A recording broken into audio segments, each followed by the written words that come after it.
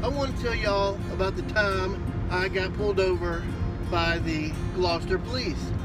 I was in my 1968 Mustang.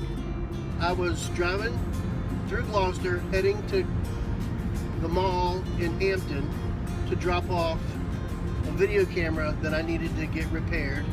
And I'm at Gloucester Point area, and this police officer was behind me, and all of a sudden he comes up beside me and he's looking over at me like this, and I'm like, then he falls back behind me again, and I'm like, oh boy, here we go, what have I done? So he follows me through Gloucester Point, and we get to about the top of the Coleman Bridge, and he hits his lights. So of course at the bottom of the bridge I pull over. I'm waiting for him to come to my window, and all of a sudden I hear him on his PA system saying, "Get out of the car." So I get out of the car, and he says, "Face forward and walk backwards to the trunk of your vehicle." So I'm like, okay, he's doing a felony stop on me. I learned how to do those at the academy.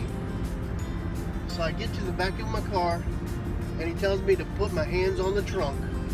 So I put my hands on the trunk, and he comes out and he frisks me. He says, "Do you know why I stopped you?" And I was like, "No." He said, "You and your vehicle match the description of a murder suspect that's wanted out of Portsmouth." And I was like, "Oh, okay." He's checking me out. He tells me to sit on the ground with my legs crossed, and he'll be right with me. He never handcuffed me or anything.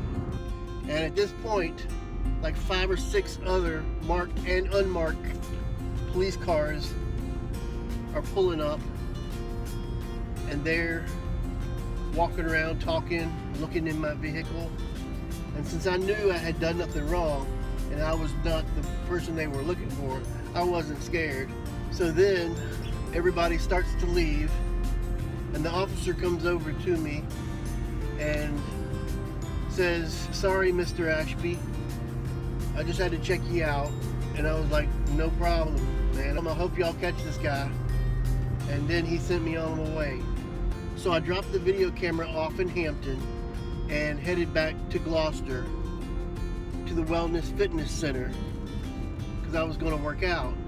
So I walk into the locker room, and that deputy that had stopped me was in there, and he was getting dressed so he could work out. And he says, "Hey man, we didn't scare you too much out there, did we?" And I was like, "No man, y'all are okay." And he went out and worked out, and then I got dressed and I went and did my exercises. So that was the time I had a felony stop done on me in Gloucester, years before I ever became a deputy. But you never know what's going to happen to you day by day.